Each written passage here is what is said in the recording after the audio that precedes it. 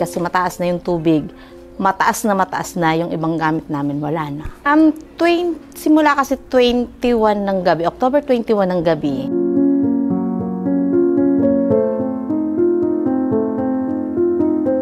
Yung cash na na-receive namin na 5,000, binili namin ng plywood para ma-fix yung loob.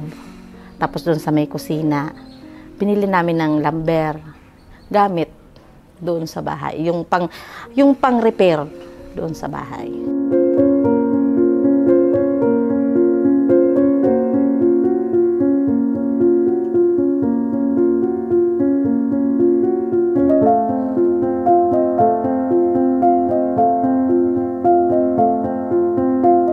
Kaya natin to. Sabi ko, sa tulong ni God, kaya natin tong malampasan. Nalampasan nga ng iba, ba't tayo hindi natin kaya? Kaya natin to. Ganun lang.